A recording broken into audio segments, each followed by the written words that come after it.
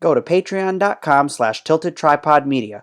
Support this channel by becoming a member and unlock the future of video. Product reviews, travel, and more on Tilted Tripod Media. Click that subscribe button and welcome to the future of video. And smash the bell icon to be notified about weekly videos.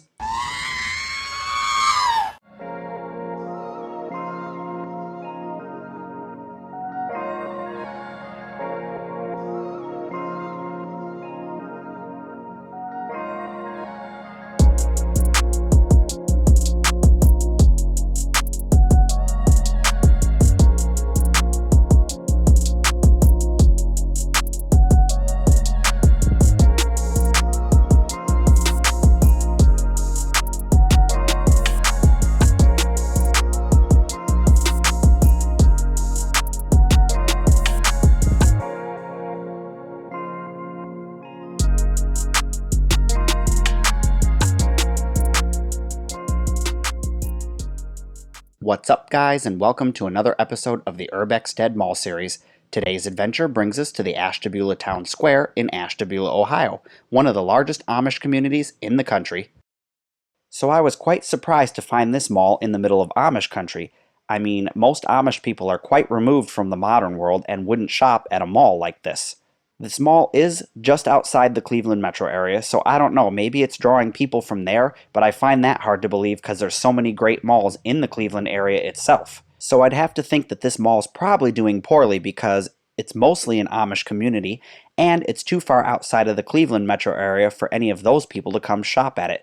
So I'm going to start taking my videos in a new direction, and I'd like to know what your thoughts are down in the comment section below. Let me know if you have any creative ideas that you would like me to implement. And, as always, of course, I'll be giving you that amazing mall history that everyone is accustomed to here on this channel.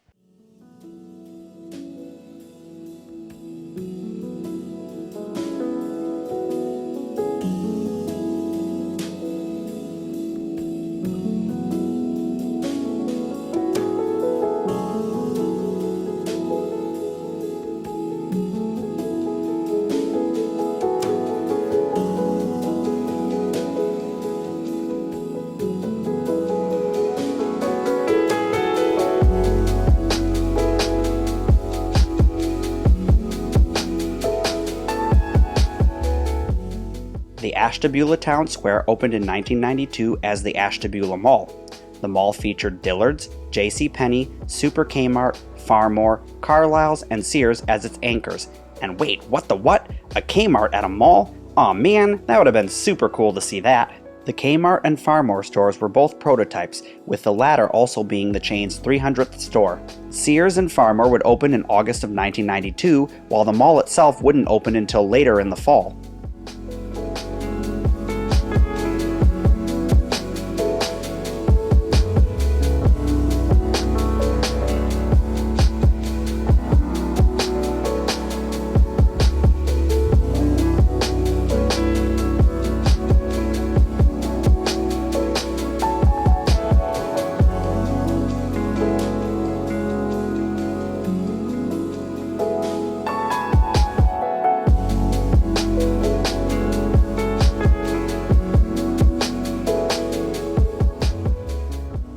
So I'm always thrilled when I find that the food court isn't completely empty, because I like to try out new places, support the locals, and the mall. This barbecue place was owned by a local man, and very reasonably priced. I got the pulled pork sandwich, and I will have to say it was delicious. The macaroni, not so much. It was weird. The flavor was okay, but it was like soupy. I didn't really care for that. So, macaroni aside, I really did enjoy my meal experience at that barbecue restaurant, and I highly recommend that you check it out if you're anywhere near Ashtabula, Ohio.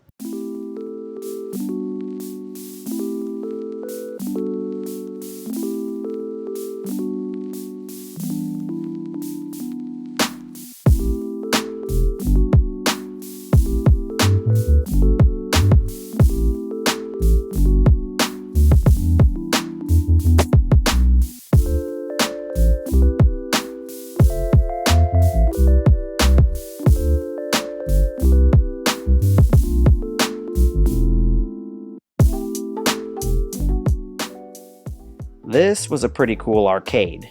It's a little bit bigger than the Amazing Space. but so much cooler than the amazing space because it actually had some really good old vintage arcade games that were still in good working condition. And so I grabbed some change and played a few rounds of skee-ball. Oh yeah.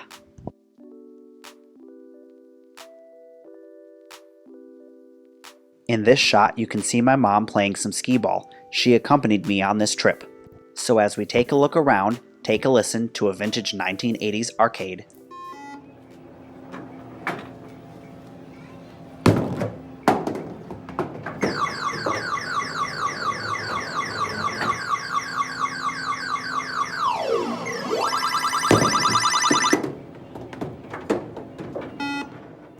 So this brings us to the center court of the mall, and I have to wonder, because that giant skylight is there, I wonder if they didn't have a fountain here at one point, and then of course removed it for this very bland carpet and seating arrangement that you see here today.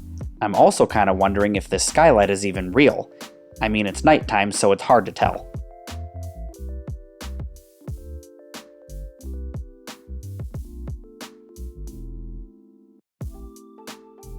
Ah, the good old AMC theaters. You don't see these in malls very often.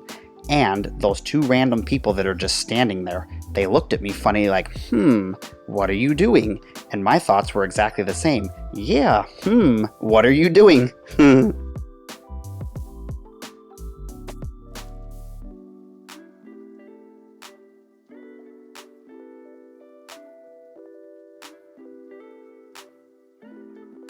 So is it just me, or does every dead and dying mall have at least a Master Cuts or a Regis, or sometimes even both?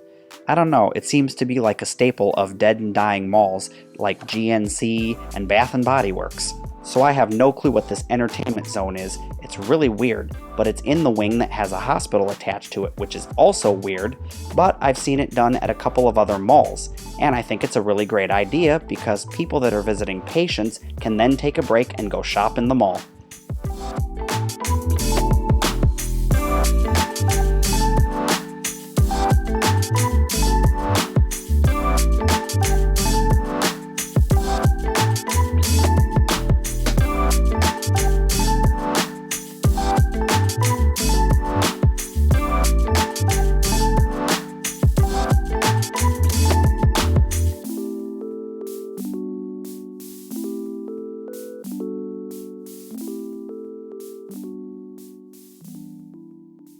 Carlisle's would close its doors in 1994 with the chain's demise and would later be converted into a Dillards home store. Farmore would close in the mid to late 1990s, being replaced by Steve & Barry's in 2005.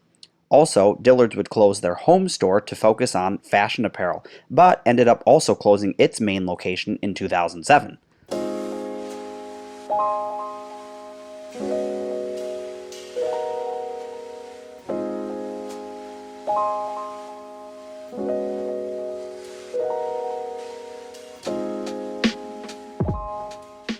I absolutely could not believe my eyes when I stumbled upon this. I had to rub them and make sure they were working correctly.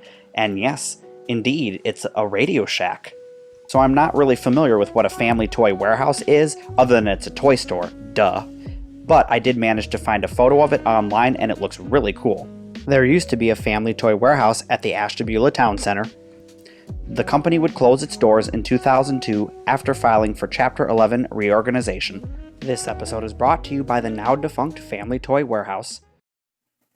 It's time for another Family Toy Warehouse video game review. I'm Zach. I'm Gina. Konami has a really hot game for Super Nintendo called Turtles in Time. Join those radical dudes as they face the toughest shredheads ever. And then there's Street Fighter II for Super Nintendo by Capcom. 8 of the wildest fighters in the world are looking for a brawl. Get ready to rumble for all the really good video games. At the guaranteed lowest price. You gotta shop Family Toy Warehouse. In 2008, the mall was purchased by Cabot Investment Properties and renamed to the Ashtabula Town Square. Since the acquisition and renaming of the mall, several more stores have closed, including Old Navy, Spencer's Gifts, Claire's, and Yum Yum Tree. In early 2009, Finish Line, King's Jewelers, and Zales would close their doors for good. Ruby Tuesdays would close its Ashtabula Mall location in March of 2008, followed by Steve & Barry's in October. Walden Books would also close in early 2010. In 2011, the mall would go into foreclosure. Sears would close in 2012 and Kmart in 2016, making JCPenney the last anchor in the mall.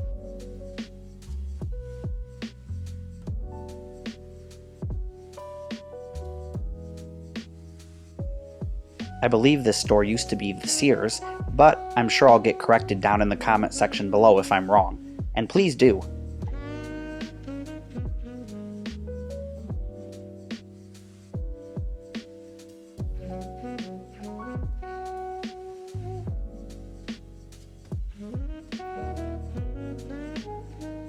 Is it just me, or do the lights throughout this mall remind you of Panera Bread lighting? They totally remind me of Panera Bread lighting. That's the first thing that comes to mind when I see them. Well, that's going to do it for another episode of the Urbex Dead Mall series. I want to thank everyone for all of your support and for watching this video. Please head on over to my Patreon account at patreon.com/tiltedtripodmedia and support this channel and the future of video. As always, don't forget to hit that subscribe button and smash that bell icon so that you can stay up to date here on all the latest videos on Urbex and all of my other channels. Thank you, and I'll see you in the next video.